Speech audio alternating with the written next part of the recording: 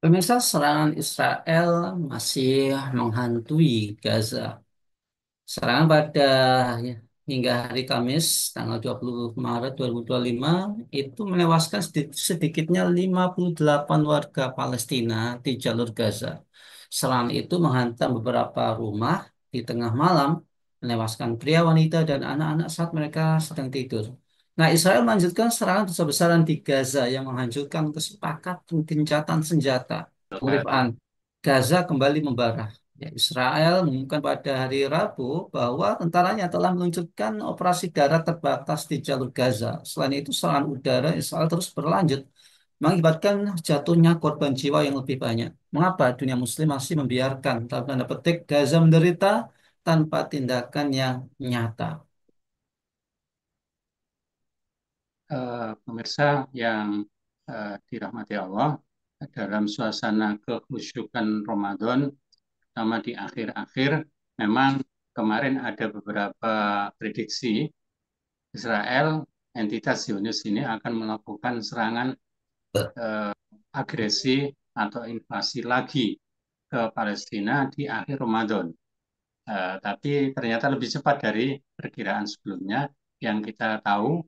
eh, Padahal masih dalam masa gencatan senjata ya paruh kedua. Kemarin ada dua tahap yang entitas Zionis Israel itu ogah-ogahan ketika menjalankan eh, gencatan senjata. Yang sebelumnya juga melakukan pengkhianatan ketika gencatan senjata sudah diumumkan tetapi belum berlaku. Masih ada waktu yang kemudian dia melakukan bombardemen itu ya, pembombardiran yang begitu rupa sebagaimana yang terjadi pada Selasa yang lalu itu juga begitu. Ini adalah berulang dan tadi sebagai update update korban itu menurut Al Jazeera sudah 400 lebih ya, 450 sehingga tidak hanya 50-an. Nah, dan itu kayaknya terus bertambah karena dalam posisi kemarin awal kali ketika Muslim Gaza sedang bersantap sahur ya. Kemudian jet-jet tempur entitas Zionis itu menjatuhkan bom-bomnya itu ya dengan pelanggaran gencatan senjata meskipun pada hari Kamis kemarin itu eh, Hamas dalam hal ini Izzuddin Qassam itu juga sudah melakukan pembalasan bersamaan dengan bantuan dalam tanda petik ya. Ya, lah, anu jendela dibuka saja. Oh, Ansarullah ya, yang bagian dari rezim Yaman yang merupakan yang satu-satunya yang melakukan pembelaan kepada saudara Muslim di Palestina. Ini terlepas dari motif politik yang apapun ya, tapi itu adalah tindakan real dibandingkan mungkin negeri-negeri Muslim yang lain yang sampai sekarang masih diam seribu bahasa, sehingga ketika khutbah Jumat kemarin juga begitu, sudah habis kata-kata para khotib untuk menyerukan bantuan kepada Muslim Palestina, khususnya Gaza, dalam khutbah-khutbahnya untuk melakukan mobilisasi pasukan, bahwa solusi tuntas adalah dakwah dan jihad, itu yang mereka pahami, tidak perlu lagi memperhatikan rezim pengecut, karena serangan udara itu ada termasuk dari laut ya, itu adalah sifat pengecut, nggak berani eh, secara jenderal. Perang darat ini juga katanya sih masih tunggu waktu, masih hitung-hitungan, tapi kalau perang darat ya sebagaimana 15 bulan sebelumnya itu menurut saya pribadi itu sudah kemenangan bagi Hamas ya, bahkan Palestina sudah menjadi muncul kekuatan baru karena setingkat ormas bisa berhadapan dengan pasukan profesional IDF ya, yang disokong, di backup penuh oleh Amerika Serikat, yang pada era Trump ini menjadi awal kali ada harapan begitu, tapi ternyata ya jas buka ikut belangkon sami juga sami mawon begitu ya, karena semuanya itu baik Partai Republik maupun Partai Demokrat dikelilingi oleh lobby-lobby Yahudi. Jadi kalau waktu kampanye, terutama Muslim Michigan kemarin kan kecewa, gitu. Terlanjur milih Trump, tapi ternyata sekarang Trump dengan bengisnya, termasuk perluasan dan eskalasi dengan menyerang Yaman ya, luar biasa itu dengan pasukan penuh. Jadi sudah membuka front baru, eh, perang antara Amerika dengan Yaman ya. Eh, Tidak hanya ibu kota Sanaa dan lokasi-lokasi strategis, tapi sudah beberapa provinsi di Yaman itu sudah eh, dihujani bom yang dengan skala masif ya. Yang ini tentu menimbulkan eskalasi perang yang lebih besar. Meskipun Houthi itu juga berbagi konsentrasi ya, juga menyerang Tel Aviv kemarin bersamaan dengan Al-Qassam yang menimbulkan kepanikan warga sipil di Tel Aviv maupun Benyamin Netanyahu terbirit-birit harus masuk bunker gitu ya. Karena ternyata ya pengecut mereka itu. Sehingga kalau toh pun sekarang masih belum bergerak ya. Tadi bahkan ada khotib yang menyatakan ketika khutbah Jumat kemarin hanya naik kemudian turun lagi. Kata-kata saya sudah tidak berguna lagi kalau selama ini tidak bisa menggerakkan pasukan khususnya kaum muslimin baik itu negeri-negeri muslim yang di sekitar Asia Barat maupun dunia muslim secara keseluruhan. Meskipun beberapa simpati terus mengalir, tapi masih belum signifikan korban sudah berjatuhan. Yang ini adalah merupakan kebijakan rezim Benyamin Netanyahu sebetulnya. Karena untuk kampanye yang kemarin diantaranya adalah untuk merangkul kembali eh, partai yang berekstrem kanan begitu ya. Akhirnya yang memang ketika senjata-senjata mereka nggak setuju, maka dengan melanggar bahkan mentorpedo begitu ya, mensabotase gencatan senjata dengan melakukan pengkhianatan yang kalau kalau Mesir kemudian Yordan Arab Saudi memberikan statement-statement ya statement yang tidak bermakna sama sekali kalau hanya kecaman-kecaman begitu. Padahal yang dibutuhkan mereka yang tiap hari berjatuhan yang menimpa kalangan mustadafin gitu ya. Kalau kalau tentara atau mujahidinnya insya Allah sudah terlatih begitu ya. Dan ini juga kemarin eskalasi yang terbaru termasuk Al-Qassam, Izzuddin Qassam juga sudah menggunakan roket ketika menyerang Tel Aviv ya.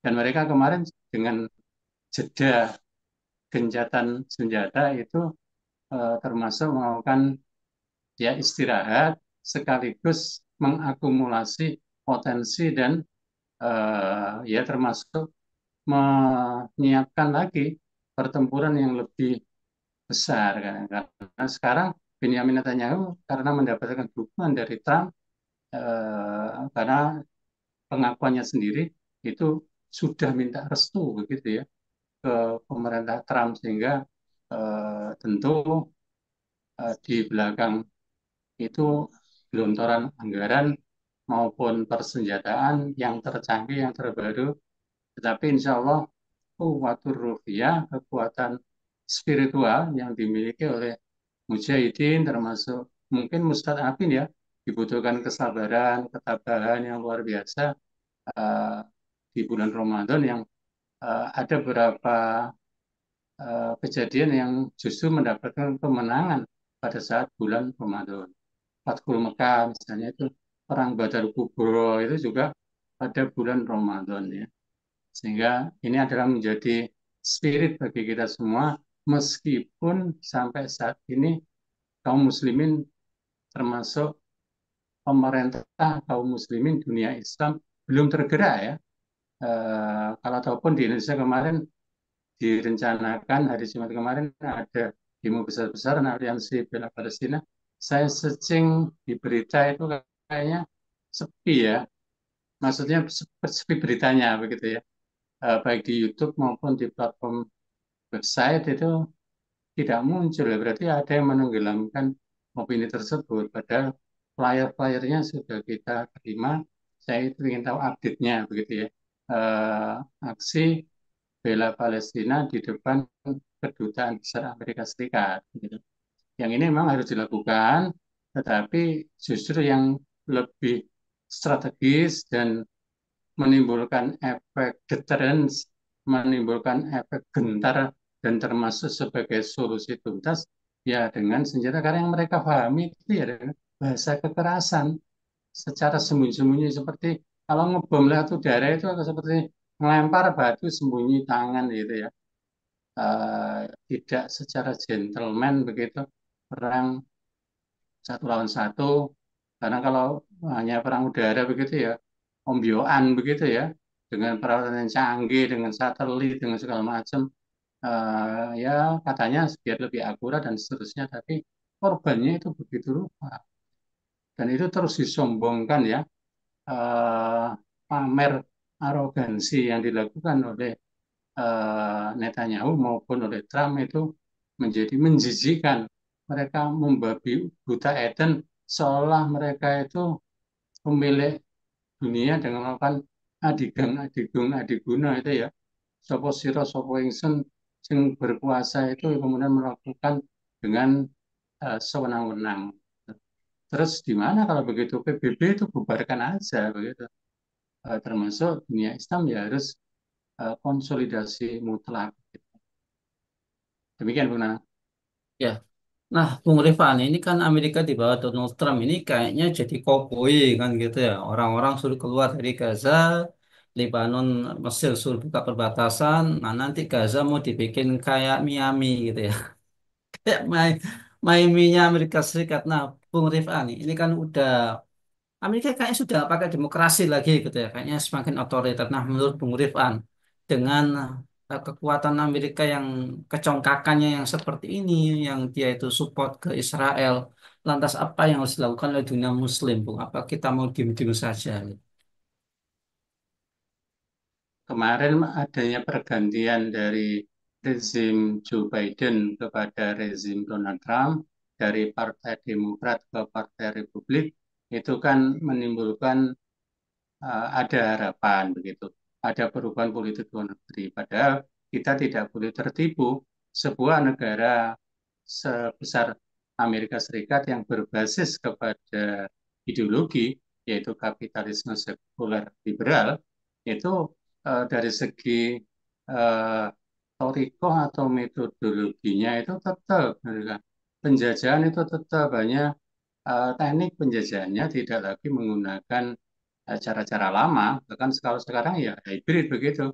Kalau perlu hard power, bahkan menginjak-injak prinsip yang mereka agungkan demokrasi, misalnya ini adalah sebetulnya lonceng kematian bagi demokrasi karena buku How Democracy Die itu ya, bagaimana demokrasi mati termasuk praktek yang dilakukan oleh Trump yang bergaya koboi begitu ya, yang kurang lebih masih 100 harian tapi sudah menimbulkan kebijakan-kebijakan yang kontroversial ya, mengakuisisi Meksiko, Greenland, Kanada, Panama, termasuk merelokasi penduduk Gaza dan seterusnya ya.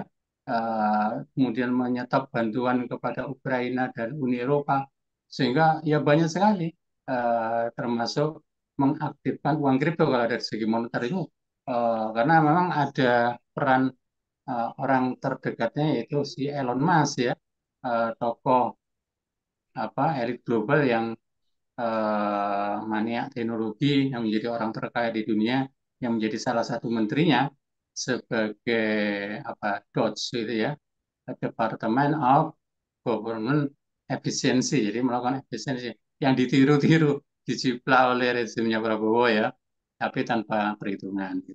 Sehingga kebijakan Amerika yang untuk Amerika First atau nasionalisme sempit Amerika untuk kepentingan Amerika saja itu menimbulkan gejolak di tingkat global bahkan termasuk Uni Eropa yang menjadi sekutu tradisional Amerika, di NATO sendiri juga akan terjadi pergeseran perubahan begitu.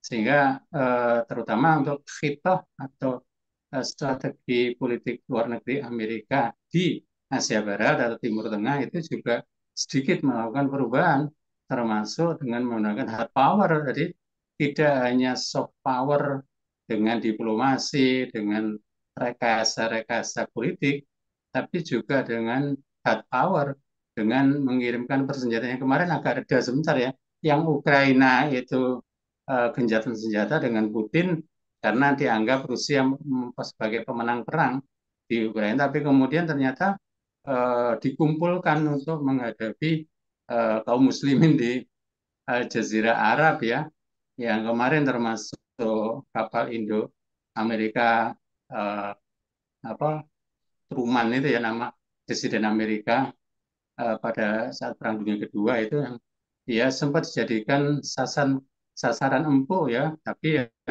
dengan kecanggihan teknologi dan kemampuan militernya yang memang ya sempat terbirit-birit sejauh 1.000 kilometer ke utara, dibawa ke utara lagi karena takut dengan serangan misil maupun drone dari Yaman ya kemarin itu. Sehingga kalau dari sisi kebijakan luar negerinya memang ekspansif untuk kepentingan nasional sempit Amerika, termasuk ya rencana kalau Israel sendiri ngasih ngotot begitu rupa, diantaranya kan ingin membuat terusan sebagai terusan Gaza, begitu ya, pendamping terusan Suez, karena terusan Suez sangat sibuk, overload, maka menjadi sebuah proyek ambisius yang potensi mendatangkan keuntungan besar, meskipun agak memutar, tetapi sudah direncanakan ada 2 jalur terusan membelah yang nanti masuk ke Teluk Aqaba ya. Jadi sebelah timurnya terusan Suez yang nanti akan beririsan dengan proyek ambisius miliknya Arab Saudi, kota The Line atau Neom kemarin itu ya. Meskipun ada analisis yang mengatakan kegagalan, penuh kecurangan dan korban manusianya juga banyak sekali. Itu hal yang lain ya, yang menjadikan Asia Barat terus membara. Gitu. Kalau dari dunia Islam, lagi-lagi ini menjadi sebuah otokritik ya, apalagi sebetulnya sekarang juga sudah zamannya digital, dari segi opini kemarin ketika sejak Tufanul Aqsa itu kaum muslimin relatif leading dalam hal opini ya, sampai menyudutkan eh, ya bahkan mengincar menjadikan penjahat kriminal bagi Perdana Menteri entitas Zionis Benyamin Netanyahu tadi. Tapi ya dengan suntikan semangat, suntikan dana, suntikan senjata dari Amerika Serikat era Trump pada eh, yang baru saja terjadi, yang bahkan termasuk melemahkan Yaman Houthi yang kemudian juga menyinggung Iran. Iran juga sudah bersiap-siap ya konfrontasi dengan Israel karena sudah disinggung-singgung juga begitu rupa sehingga memang semakin membesar. Eh, Hanya saja yang sebetulnya kalau semua dunia Islam bersatu, misalnya Turki misalnya ya melarang pasokan senjata di pangkalan militer Amerika di Incirlik misalnya, kemudian membantu pasokan drone kepada kaum muslimin Palestina, kemudian Iran juga begitu ya. Kalau Yaman sudah melakukan bantuan, Mesir itu juga karena sebelumnya sudah terkondisikan semua. Jadi era-era Presiden Amerika sebelumnya, bahkan tidak hanya Joe Biden yang dianggap sebagai kakek pikun yang lemah kemarin itu ya, tapi sebelumnya memang sudah dikondisikan sejak sejak bahkan berdirinya negara entitas Zionis tadi, yang itu menjadi kanker atau duri yang ditanam untuk melemahkan kaum muslimin di Timur Tengah atau Asia Barat itu. Sehingga ini ya tetap menjadi perhatian kita. Ada yang menyebut ini perseteruan abadi, tidak hanya masalah agama, tapi juga ada berkelindan, berkelindan dengan politik, ideologi, dan seterusnya. Tapi jangan mau untuk dilokalisir untuk hanya berkaitan dengan masalah-masalah primordial saja, misalnya hanya Palestina dengan Yahudi misalnya. Ini adalah karena tanah Palestina adalah tanah kaum muslimin, tanah Kharajiyah kalau dari tinjauan fikih itu yang dibebaskan oleh Sayyidina Umar dalam perjanjian Umayyah maupun oleh Salahuddin Al-Ayyubi saat di penghujung perang salib ya pada abad 12 atau 13 itu. Sehingga seharusnya ya harus dijaga oleh seluruh kaum muslimin dengan sikap hidup mati. Yang ini adalah masalahnya penguasa-penguasa negeri muslim sebagai palang pintu negara penjajah. Mereka berperan sebagai proksi negara penjajah untuk kepentingan Amerika. Mereka masih tersilau begitu ya. Padahal Amerika sudah sempoyongan sebenarnya, makanya dia melakukan efisiensi dengan rupa karena termasuk menarik apa anggaran luar negerinya untuk hanya untuk kepentingan nasional Amerika dan sebenarnya dari segi realnya itu ya Amerika itu sudah keropos dan sempoyongan dengan kondisi yang ada menghadapi kewalahan menghadapi Cina Rusia ditambah dengan BRIC misalnya itu lebih dari cukup untuk membuat mereka sempoyongan hanya perlu yang lebih cerdas dan strategis dalam hal ini. Dan bagi negeri-negeri Muslim, khususnya penguasa-penguasa Muslim, wabil khusus ya pemuda-pemuda Muslim yang itu yang mengambil peran, termasuk membuat opini, memberikan pencerahan kepada umat, supaya yang membongkar segala tipu daya rekayasa mereka, terus membangkitkan, menggelurakan, uh, jangan pantang menyerah begitu ya. Itu menjadi sesuatu yang penting karena harapan dari Benjamin Trump itu ya sudah melemah itu dengan mereka sok kuasa mentang-mentang sewenang-wenang zalim seperti itu supaya kaum muslimin tegar begitu ya atau grogi itu yang sudah harapan mereka sehingga kalau kita tetap kekeh kemudian istiqomah bahkan memberikan balasan pukulan yang mematikan itu mereka akan terkencing-kencing terbirit-birit mereka pengecut begitu mereka itu demikian Luna. Ya, baik. Terima kasih Bung Rifan atas pemaparannya. Dan sekali lagi, mari umat Islam bersatu untuk membebaskan Gaza. Ya, dengan segala upaya kita, semoga di bulan Ramadan ini kita mendapatkan kekuatan lebih untuk memperjuangkan saudara-saudara kita yang ada di jalur Gaza supaya mereka terlepas dari penjajahan Israel. Semoga Bung Rifan sekeluarga senantiasa dalam perlindungan Allah Subhanahu wa taala. Baiklah pemirsa khilafah yang dirahmati oleh Allah, demikianlah program kita pada hari ini. Jangan lupa ya untuk subscribe, like, komen, dan share sebanyak-banyaknya. Semoga menjadi amal kebaikan kita di dunia maupun di akhirat nanti. Saya Nanang Setiawan, undur diri. Sampai jumpa di lain kesempatan dan wassalamualaikum warahmatullahi wabarakatuh.